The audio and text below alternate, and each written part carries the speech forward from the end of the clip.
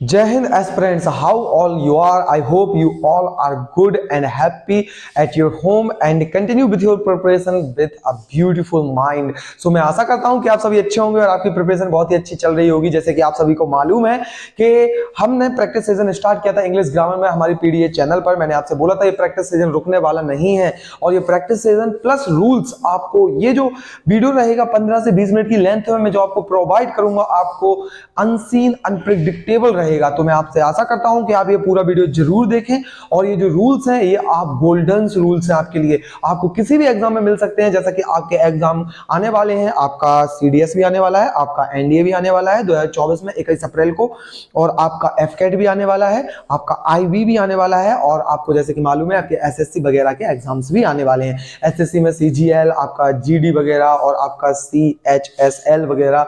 और मैं आपको बता दूं ये एग्जाम्स बहुत ही ज्यादा इंपॉर्टेंट हैं और जो एमटीएस वाले हो वो भी इस वीडियो को देख सकते हैं। मल्टीटास्किंग सर्विस के जो होता है आपके लिए भी महत्वपूर्ण है, क्योंकि इंग्लिश ग्रामर तो इंग्लिश ग्रामर होती है। मैं पहले भी आपसे बता चुका था, अब भी आपको बता रहा हूं। आपको बिलीव करना है और कंटिन्यू सीरीज को देखना है। आपका कहीं से भी कोई से भी एंगल से आपकी ग्रामर का कोई भी पोर्शन बचने वाला नहीं है, because I am covering here the entire each and every portion of the English grammar. So चलिए फिर हम अपना वीडियो स्टार्ट करते हैं एक पॉजिटिव वेव के साथ, और ये वीडियो है आपका प्रैक्टिस सीजन के लिए। ठीक है, तो हम स्टार्ट करते हैं। जैसे कि आपको दिख रहा है, मैं अपना फॉर्मेट बता दूं।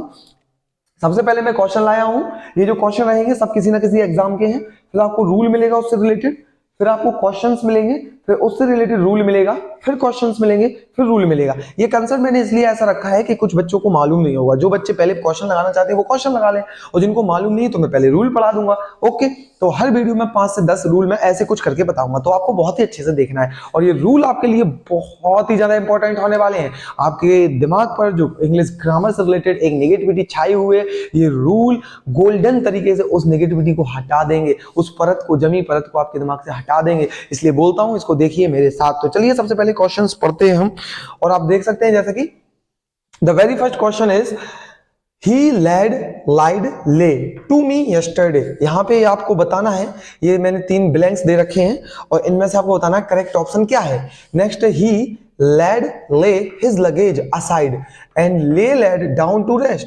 इसमें से बताना है इस ब्लैंक्स में क्या आएगा, इस ब्लैंक्स में क्या आएगा। Next question, he lay awake in bed for hours। इसमें बताना क्या आएगा, the hens have laid eggs। अब आप देख रहे हैं लैंड लेड ये है क्या, तो क्यों ना इससे कंफ्यूज होने से अच्छा मैं एक ही कंसेप्ट पूरा आपका बता दूं, जो लैड लाइड इसका कंसेप्ट है क्या। अगर आप इसको, यस मैं सही बोल रहा हूं, अगर आप इसको अभी के अभी सीख लेते हैं तो आपको आने वाले समय में जो आपको पेपर्स में आएंगे कंफर्म है। ये मैंने बोला था, ये सब जितने भी मैं रूल बता रहा हूं ये हार्ट है, ये दिल की धड़कन है। तो ये रूल्स हैं जो दिल की धड़कन है आने वाले एग्जाम्स के, तो आपको याद रखना है। जैसे कि मैं आपको बताऊं, देखिए अब मेरे साथ सीखते हैं और थोड़ा सा ध्यान से देखते आइएगा। रूल नंबर 1 की बात करते हैं। आपको दिख रहा है यहाँ पे लाई ले, मैंने यहाँ पे रखा है और हम यहाँ पे सीखते हैं। यहाँ पे मैं आपको बताऊंगा वर्ब की फर्स्ट फॉर्म, यहाँ पे वर्ब की सेकंड फॉर्म, यहाँ पे वर्ब की थर्ड फॉर्म। तो आप देख सकते हैं सबसे पहली जो मैंने फॉर्म रखी लाई का जो मतलब होता है आपका, इसका मतलब होता है आपका झूठ बोलना। इसका मतलब क्या होता है, झूठ बोलना। यहाँ पे झूठ बोलना क्या होता है, झूठ बोलना। ध्यान रखिएगा मेरे साथ और रिपीट करते जाइएगा। और इसका जो सेकंड फॉर्म होता है लाइड, और थर्ड फॉर्म भी लाइड। अभी इजी है, लाइड यानी झूठ बोलना। नेक्स्ट है आपका लाई, ये भी सेम मीनिंग रखता है, लेकिन इसका मतलब होता है सोना, स्लीप ऑन बेड। किस पर, ऑन बेड। ओके ना, तो सोना ऑन बेड। ले लैन, ध्यान रखिएगा, लाई ले लैन क्या बोला मैंने, इसका मतलब सोना होता है। ओके, नेक्स्ट आपका कंसेप्ट है ले का मतलब होता है अंडे देना, इसका मतलब बिछाना भी होता है, इसका मतलब कीप यानी रखना भी होता है। ये 3 इसके मतलब होते हैं। जो मैं बता रहा हूं बहुत ही आपका इंपॉर्टेंट है, जो मैंने इसके मीन्स रखे हैं, आपको ये बहुत ही अच्छे से दिमाग में डाल लेना है, क्योंकि आपको कहीं भी किस प्रकार से मिल जाएंगे। ये आपके सामने क्वेश्चन है, अभी 2 मिनट के अंदर हम सबको सॉल्व करेंगे। जैसे कि क्या लिखा, ले यानी अंडे देना, और बिछाना और कीप यानी रखना भी होता है, सेक्रीफाइस भी होता है इसका मतलब। तो लेड भी होता है इसका सेकंड फॉर्म, और लैड होता है इसका सेकंड फॉर्म। देखिए कितना सिंपल है, ले लैड अंडे देना, बिछाना, कीप रखना, लाई यानी सोना ऑन बेड, ले लैन, लाई यानी झूठ बोलना, लाइड। समझ में आ गया ना। एक बार रिपीट कर लीजिए, आंखें बंद करके रिपीट कर लीजिए, क्या हमने किया क्या नहीं किया। लाई कौन सा सोना होता है, लाइड झूठ होता है, इसका मतलब झूठ बोलना होता है। सोने वाले का क्या हुआ, सोने वाले होता है लाई ले लैन, तीनों फॉर्म अलग है। और आपका अंडे देने वाला क्या होता है, ले लैड, ऑब्वियसली क्लियर। चलिए तो सबसे पहले मुझे बताइए, अब अपने साथ हम करते हैं start. The very first question is he led lied lay to me yesterday. उसने मुझसे कल झूठ बोला था। मतलब क्या निकल रहा है? झूठ बोलना। तो बताइए इसमें लेड आएगा, लाइड आएगा, ले आएगा। जैसा कि वो बताया झूठ बोलना, लाइड लाइड लाइड होता है, तो आपको ऑब्वियसली लाइड आएगा। ना ये आएगा आपका, ना ये आएगा, यानी कि लाइड आएगा। ध्यान रखिएगा, क्योंकि झूठ बोलने की बात चल रही है, लाइड आएगा। ओके ना, कल बात बोला था, यानी पास्ट में सेंस है। किसमें है? पास्ट में इसका सेंस है। ओके, नेक्स्ट चलते हैं। नेक्स्ट है ही। अब बताइए, लेड ले हिज लगेजेस असाइड। उसने अपना जो उसका लगेज था उसने एक साइड रख दिया। असाइड यानी एक साइड, पहले इतना लगा लेते हैं। तो रखने की बात कर रहा है। अब मुझे बताइए यहाँ पे क्या आएगा? सोना आएगा, झूठ बोलना आएगा, या कीप यानी रखना आएगा? तो ऑब्वियसली ले, लेड, लेड इसमें से कुछ मिल जाए तो लगा दीजिए। आपको दिख रहा है LAID, लेड, यानी कि लेड आएगा, ले नहीं आएगा। आपको मालूम है यहाँ पे उसने कहा उसने अपने जो लगेजेस उसने असाइड रख दिए, और फिर वो क्या कहता है? ले लेड डाउन टू रेस्ट। फिर वह सो गया, फिर वह रेस्ट करने के लिए सो गया। अरे तो रेस्ट करेगा तो सोगा ही ना। क्या करना है आपको यहाँ पे? ले लेड। अब बताइए इसमें सोने वाला कौन सा आएगा इसमें से? अब आपको बताना है, आपको चूज करना है, ये आंसर आपको देने हैं, ठीक है। और जल्द से जल्द मुझे आंसर बताइए। यहाँ पे आप सोच लीजिए, देखिए आपके सामने, नहीं तो मैं जल्द से जल्द आंसर बोलता हूँ आपके सामने। तो इसमें आपको बिना सोचे आपको भर देना है। क्या आएगा आपका? ये सोने वाला ले। क्या आएगा आपका? ले, यानी कि यहाँ पे आपका आएगा ले। ओके ना, क्योंकि लेड किसका मतलब है? लेड होता है बिछाना, कीप रखना, ये इसका, तो इसमें तो आने वाला नहीं है। तो पहले में आपका आएगा ही लेड हिज लगेज असाइड, यानी उसने अपना लगेज था बगल में कहीं रख दिया। And dash dash down to rest, थक गया होगा बहुत, तो वो रेस्ट करने के लिए लेट गया। तो आपको समझ में आ गया होगा, यहाँ पे ले आएगा। अगले सवाल की ओर बढ़ते हैं। ही लेड ले awake in bed for hours. अब देखिए बेड लगा है, समझ जाइए कि सोने की बात कर रहा है, तो सोने वाला ढूंढ लीजिए। लेड आएगा या ले आएगा? जल्दी मुझे बताइए। और इसमें से आंसर क्या होगा आपको मैं इसलिए बता रहा हूं, जल्दी इसमें से देखिए, और आपका जो भी आंसर है पिक आउट कर लीजिए, उसके बाद नहीं तो मैं बताने जा रहा हूं। तो इसमें आपको ऑब्वियसली मालूम है इसमें ले आएगा। क्यों ले आएगा? आप देख सकते हैं लाई यानी सोना होता है, और ये जो लेड है इसका मतलब होता है बिछाना या अंडे देना वगैरह होता है। तो ये आएगा, ये तो आने से रहा, तो यानी कि आपका ऑब्वियसली सही होगा। Next, the hens have laid eggs. अब देखिए आ गया यहाँ पे, मुर्गियों ने अंडे दिए या दे चुकी हैं, उसकी बात कर रहा है। बताइए इसमें से अंडे देने वाला कौन सा है? ऑब्वियसली सर ये रहा ले, लेड, लेड, यानी कि कौन सा इसमें से कोई मिल जाएगा। क्या दिख रहा है? ये दिख रहा है ना? क्या दिख रहा है? ये दिख रहा है ना? अब मुझे बताइए, क्या आपको ये कंसेप्ट क्लियर था पहले? अभी से पहले क्या ये कंसेप्ट क्लियर था? बिल्कुल नहीं था। आप यही कंफ्यूज होते कि लैंड क्या है, लेड क्या है, ले क्या है, लेड क्या है, ले क्या है, लाइड क्या है, ये सब क्या है, तो आपको कंफ्यूजन होती। तो आज हमने बहुत ही प्यारे से ये कंसेप्ट, जो बहुत ही ज्यादा उलझन भरा कंसेप्ट है, जैसे कि मैंने कहा हम यहाँ पे गोल्डन रूल्स पढ़ रहे हैं, और ये गोल्डन रूल्स आपके लिए गोल्डन का ही काम करेंगे। इसलिए कृपया इसको पूरा देखें और बहुत ही अच्छे से मेरे साथ बने रहें इस वीडियो में। आपको इसको बहुत ही अच्छे से नोट करना है। अपनी नोटबुक और अपना पेन अपने हाथ में रखिएगा। नेक्स्ट चलते हैं मेरे साथ, अगले क्वेश्चन पे आ जाइए। अगले 4 क्वेश्चन रूल्स, जिसको क्वेश्चन लगाना है, क्वेश्चन देखिए। I used to work hard, I used to working hard, I am used to working hard, I am used to work hard। अब बताइए इसमें समझ में नहीं आ रहा, used to तो सब में कहीं एम लगा है, कहीं एम, कहीं सिंपल। अब बताइए क्या हो सकता है? अगर आपको पता है तो अपने पिक आउट कर लीजिए आंसर, इसमें से कितने सही कितने गलत, या पूरे सही पूरे गलत, ये आपके ऊपर डिपेंड करता है। अगर आप पे नहीं बना तो मेरे साथ बड़े ध्यान से इसको कंसेप्ट को सुनिए। The very first concept that we have to study in the rule number second, that a, if you find subject, as for subject होता है, अगर आप सब्जेक्ट मिले और आपको उसके बाद सीधा यूज्ड टू मिले, ध्यान रखिएगा मेरे साथ, आपको सब्जेक्ट मिले उसके बाद यूज्ड टू मिले और फिर वर्ब की फर्स्ट फॉर्म मिले और अदर वर्ड मिले, तो ऐसा रखना है हमेशा। सब्जेक्ट के बाद यूज्ड टू मिले, वर्ब की फर्स्ट फॉर्म हमेशा लगानी है, ध्यान रखना। सब्जेक्ट के बाद यूज्ड टू मिले, मैं यहां पे आपको स्ट्रक्चरली कोई बात क्यों बताता हूं, क्योंकि अगर मैं इसको लिखाना स्टार्ट किया तो आप बोर हो जाएंगे, आपको क्या लगेगा ये क्या मतलब है, तो क्या डिफरेंट रहा अलग और मुझ में। मैं इसलिए वही तो बताना चाहता हूं कि स्ट्रक्चर आपके दिमाग में बहुत ही अच्छा जाता है। दैट्स व्हाई मैंने कहा था कि आपके दिमाग में जो ग्रामर का इंजेक्शन है मैं आपको धीरे धीरे डाल दूंगा, मुझे इंटरफेयर करने दीजिए आपके दिमाग में। तो चलिए मेरे साथ सेकेंड रूल पढ़ लेते हैं। इसका बी नंबर का क्या है? सब्जेक्ट मिलेगा एज आर एम मिलेगा, यूज्ड टू मिलेगा, वर्ब की फोर्थ फॉर्म देखिए यहाँ पे बहुत इंपॉर्टेंट है, एज आर एम मिलेगा, यूज्ड टू मिलेगा। सबको ही कहता है टू के बाद हमेशा वर्ब की फर्स्ट फॉर्म आती है, यहाँ पे देखिए वर्ब की फोर्थ फॉर्म है। क्यों? क्योंकि यहाँ पे एज आर एम लगा हुआ है, ध्यान रखिएगा। तो इन दोनों रूल्स को अब बताइए मुझे आंसर कौन सा सही है। I used to work hard, right या रॉन्ग, जल्दी बोलिए। देखिए इसे मिला लीजिए, यूज्ड टू डायरेक्टली लिखा है, वर्क हार्ड एकदम ऑब्वियसली ये क्या है? करेक्ट आंसर है। This is the obviously right question and this is the right word. Next is I use to working hard. इसका बताइए, I use to working hard, you know very well the very first structure subject use to, here it is verb की first form not verb की fourth form. यहाँ पे wrong हो गया, इसलिए ये सेंटेंस रॉन्ग है। देखा ना आपको कैसे पकड़ना है। यहाँ पे यूज टू डायरेक्टली आया, वर्ब की फर्स्ट फॉर्म चाहिए थी, आपने क्या किया, वर्ब की फोर्थ फॉर्म लगा दी, गलत हो जाएगा ना। Next, I am use to working hard.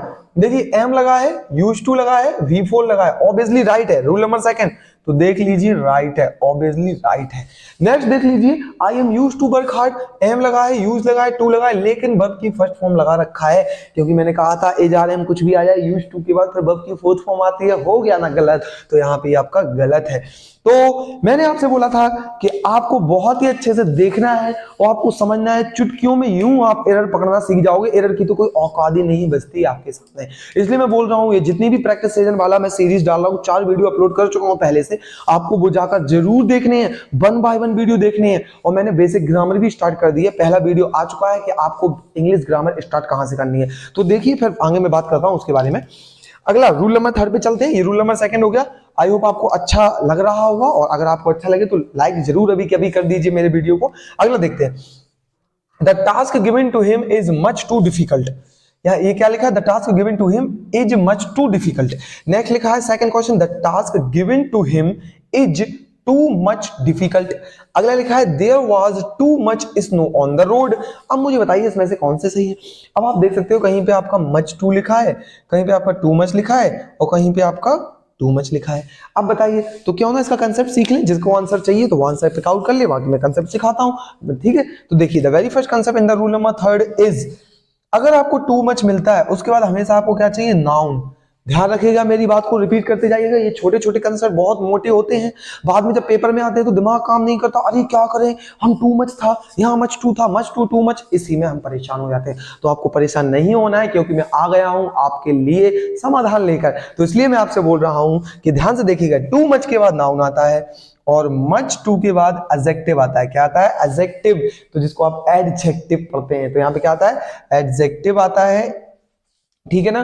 तो यहाँ पे आपको देखना है, टू मच के बाद नाउन आता है और मच टू के बाद एडजेक्टिव। एडजेक्टिव जानते हो क्या होता है, तो थोड़ा सा मैं बता देता हूं। जो आपका एडजेक्टिव होता है, it is always shows the quality. क्या बताता है, quality. It is always shows the quality of noun and pronoun. तो एडजेक्टिव जो होता है वो हमेशा नाउन और प्रोनाउन की क्वालिटी बताता है, काला गोरा मोटा लंबा नाटा और पागल व्यक्ति और बोलते हैं ना दी ब्लाइंड, ये सब क्वालिटी है। तो जब भी किसी की क्वालिटी बताएगा, क्वालिटी होगा, तो वहां पे मच टू आएगा। अब देखिए मेरे साथ जल्दी लगा लीजिए question. The very first question is the task given to him is much too difficult. अब मुझे बताइए, यहाँ पे मच टू आया तो क्लियर कीजिए डिफिकल्ट क्या है। डिफिकल्ट कठिन होता है ना, और कठिन क्या हो सकता है, अरे कठिन किसी की क्वालिटी हो सकती है, काम कठिन है तो उस काम की क्वालिटी के वो कठिन है, यानी कि क्वालिटी। एडजेक्टिव क्या होता है, किसी की क्वालिटी बताए, तो आपको पता चल गया कि किसी की क्वालिटी है, काम कठिन है, वो कार्य कठिन है, यानी कि क्या है आपका एडजेक्टिव है। और जब एडजेक्टिव आता है तो एडजेक्टिव के साथ हमें क्या चाहिए, मच टू, और मच टू लगा हुआ है, यानी कि ये क्वेश्चन 100% सही है। मच टू आपका एडजेक्टिव के पहले आता है, मच टू आपका एडजेक्टिव के पहले सही है, मैंने बता दिया आपको। नेक्स्ट है आपका, the task given to him is too much difficult. अब बताइए, टू मच नाउन के बाद आता है, अरे भाई यहाँ पे जो डिफिकल्ट है ये क्या है, एडजेक्टिव है, और यहाँ पे टू मच आ ही नहीं सकता, तो ये क्या है आपका सेकंड क्वेश्चन ऑब्वियसली रॉन्ग है। ध्यान रखिएगा, सेकंड क्वेश्चन रॉन्ग है। Next, there was too much snow on the road. अब देखिए टू मच के बाद क्या आता है, याद कीजिए मेरे साथ, अभी के भी मैंने बताया है, टू मच के साथ हमेशा नाउन आता है। क्या आता है, नाउन आता है, यानी कि यहाँ पे स्नो क्या है, नाउन है, यानी कि ये क्वेश्चन सही है। तो आप देख सकते हैं यहाँ पे हमने किस तरीके से हमने 3 कंसेप्ट को सीखा है इतने जल्दी, और बड़े आराम से इत्मीनान के साथ, जल्दबाजी भी नहीं करनी है, ठीक है ना। तो इसको आप नोट डाउन कर लीजिए, फिर मैं आपको आगे और 2 रूल बचे हैं, 5 रूल पढ़ेंगे और खत्म करते हैं। देखिए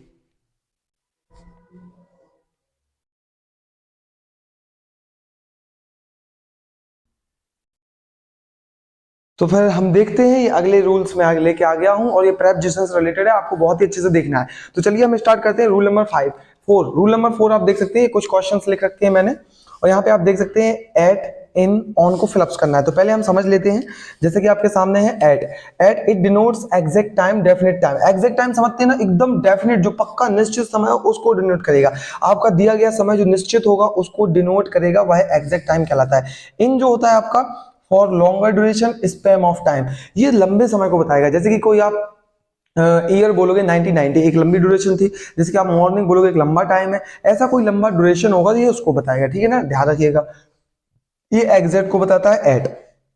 ऑन आपका डे और डेट और लोकेशन, सो ध्यान रखिएगा, ऑन आपका डे, डेट, लोकेशन। ऐसे तो बहुत सारा है लेकिन आपको केवल जितना मैंने बताया इतना याद रखना है, because in for your exam this is sufficient. So remember about this and try to solve now. Let's start. The very first question is he arrived dash dash 8 o'clock। तो बताइए इसमें क्या आना चाहिए।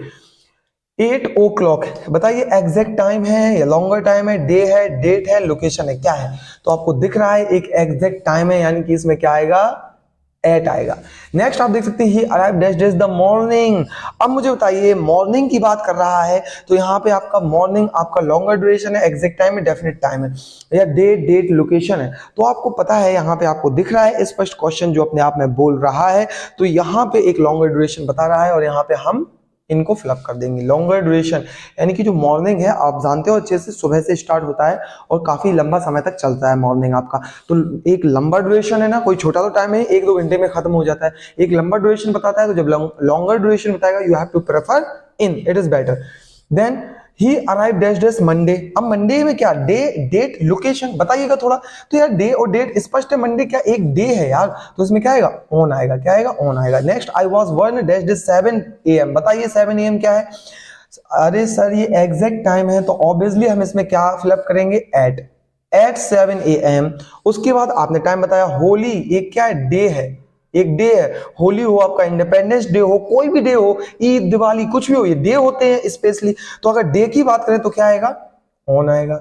अब 1986 एक पूरा साल, एक लंबा ड्यूरेशन, 1986 एक लंबी ड्यूरेशन में चला होगा, लॉन्गर ड्यूरेशन। तो आप तो क्या बोलेंगे, आप इसको लॉन्गर ड्यूरेशन में जाएगा और आपका आएगा इन, इसमें क्या आएगा, इन ऑब्वियसली। तो आपने देखा मैंने आपको फोर्थ रूल बहुत ही अच्छे से समझाया और आपको बहुत ही अच्छे से समझ में आया। तो आप देख सकते हैं, इसको आप रिपीट फिर से कर सकते हैं, देख सकते हो मैंने बहुत ही अच्छे से इसको दिमाग में डाल लीजिएगा, because these are gonna be very important for your coming exams. Okay, next rule number 5 जल्दी देखिए, नेक्स्ट करते हैं। I was active dash dash night. I was sleeping dash dash night. Birds are active dash dash night. She and I were walking on the beach dash dash night. अब आप देख सकते हैं इसी से रिलेटेड है ये रूल। मैंने रूल नेक्स्ट क्यों बना दिया है, बिकॉज ये आपको ज्यादा क्लियर हो जाए। अगर एक ही साथ में पूरा डाल देता तो आपका माइंड ब्लर कर जाता है। ये रूल अलग हो गया, आप समझेंगे ये अलग है, तो दोनों को एग्जैक्टली आप समझ पाएंगे। तो देखिए क्या है, मैंने आपको ये बताया, जैसे कि मैंने आपको यहाँ पे बताया था, जो एट होता है आपका एग्जैक्ट टाइम के साथ आता है, एग्जैक्ट टाइम, और यानी कि और जो इन होता है आपका वो लॉन्गर ड्यूरेशन के साथ आता है, यानी कि एग्जैक्ट टाइम छोटा टाइम होगा, यानी ऐसा समय जो छोटी ड्यूरेशन के लिए चले। जैसे कि सनराइज, सनराइज दिन भर तो होता नहीं है, आपको मालूम है। सनराइज आपका मॉर्निंग में होता है तो आपको पता है एक पर्टिकुलर टाइम को बताता है, यानी कि ये एग्जैक्ट टाइम को बताता है, छोटा सा टाइम। नून आपको मालूम है, सनसेट आपको मालूम है, मिडनाइट आपको मालूम है, मिडनाइट आधी रात, ठीक है ना। तो यहाँ पे आपका एट आएगा, क्या आएगा, एट, क्योंकि ये थोड़ा समय बताते हैं। तो एट कहाँ आएगा, थोड़ा जो थोड़ा समय जो थोड़ा समय बताए, ठीक है, जो थोड़ा समय बताए, यानी कि जो थोड़ा समय बताए उससे मतलब ये है जो एक नॉर्मल टाइम बताए जो एक पर्टिकुलर टाइम के लिए चलता है, यानी कि ये इतने 1-2 घंटे चला उसके बाद खत्म हो गया। जैसे कि लॉन्गर ड्यूरेशन नहीं है, जैसे कि 19 ये इन था, जैसे 1986 एक लंबी ड्यूरेशन है, तो ये लंबी ड्यूरेशन के साथ यूज होता है। ओके ना, तो अच्छे से देखिएगा। नेक्स्ट है आपका मॉर्निंग। तो हमारा नेक्स्ट कंसेप्ट ये है, हमने मॉर्निंग के साथ इंदा आता है, आफ्टरनून के साथ इंदा आता है, बिकॉज इन जो आपका long duration, as you see यहाँ पे आप देख सकते हैं। जैसे कि मैंने बताया नाइट रह गया है, यहाँ पे नाइट भी लंबी ड्यूरेशन, लेकिन इसके साथ 2 फंडे आते हैं। एक फंडा आपका आता है प्राइमरी पर्पस, जब आपको प्राइमरी पर्पस के साथ यूज करना है नाइट को तो एट लाएगा, और जब भी आपको सेकेंडरी पर्पस के साथ यूज करना है तो आपका इन आएगा। अब मेरी बात ध्यान से सुनिए, प्राइमरी पर्पस क्या होता है, नाइट का प्राइमरी पर्पस यानी पहला पर्पस। प्राइमरी पर्पस का मतलब होता है जैसे कि आप रात में क्या करते हैं, सोते हैं ना, तो जब भी आप ऐसा प्राइमरी पर्पस का यूज करो तो एट आएगा। अब उसके अलावा सेकेंडरी पर्पस करो, जैसे कि आप जाग रहे हो, खेल रहे हो, कूद रहे हो, तो ये सब क्या आएगा आपका सेकेंडरी पर्पस, तो उसके साथ आपका इन आएगा। तो आप देख सकते हैं क्वेश्चन, अब मेरे साथ जल्दी से जल्दी आंसर बताइए। आप देख सकते हैं very first, I was active dash dash night. अब मुझे बताइए वो नाइट की रात में एक्टिव है, यानी कि रात में पूरी रात जागा है, एक्टिव की बात कर रहा है, तो ये प्राइमरी पर्पस है या सेकेंडरी पर्पस है? आराम से सोचिएगा, आपको पता चल गया अरे सर ऑब्वियसली यहाँ पे जाग रहा है तो क्या है आपका सेकेंडरी पर्पस है, तो आपका सेकेंडरी पर्पस में क्या आना चाहिए? इन द, क्या आना चाहिए? इन द, यही मैंने बताया है। नेक्स्ट आपका, I was sleeping dash dash night. अरे भाई नाइट सोने के लिए बनी है तो सो ही तो रहा है, तो आपका प्राइमरी पर्पस है, क्या आना चाहिए? एट आना चाहिए ऑब्वियसली।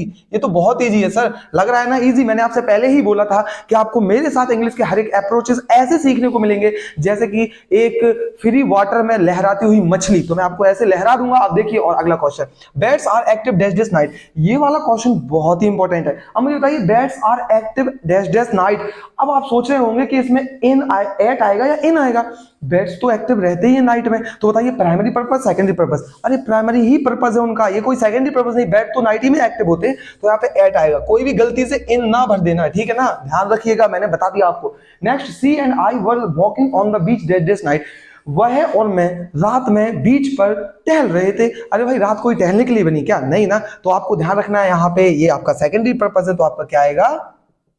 In the night. सो ये रहे आपके पूरे कंसेप्ट, और आज मैंने आपके साथ ये 5 रूल, गोल्डन रूल, जो कि आपके इंग्लिश ग्रामर के लिए बहुत ही ज्यादा इंपॉर्टेंट है, वो भी खत्म किए। मैं आपको सजेशन देना चाहूंगा कि मैंने प्रैक्टिस सीजन 4 वीडियो अपलोड कर चुका हूं, वहां पे जाइए, उनको देखिए। आपकी पूरी इंग्लिश ग्रामर आपकी मुट्ठी में होगी, जैसे कि आप किसी भी एग्जाम को फोड़ सकते हैं। इंडिया के किसी भी लेवल का एग्जाम, ये मेरा चैलेंज है आपके साथ, इसलिए मैं कह रहा हूं कि बहुत ही आराम से देखिएगा, हर चीज को नोट करिएगा। और इसके डिस्क्रिप्शन बॉक्स में आपको बेसिक इंग्लिश ग्रामर मैंने बैच स्टार्ट कर दिया है, जाइए, इंग्लिश को कैसे सीखे, कहां से पढ़े, क्या सेंटर ऑफ अट्रैक्शन है, ये आपको देखना है। तो जब तक के लिए थैंक यू, और if you want to get a way then follow PDA. जब तक के लिए जय हिंद एस्पिरेंट्स।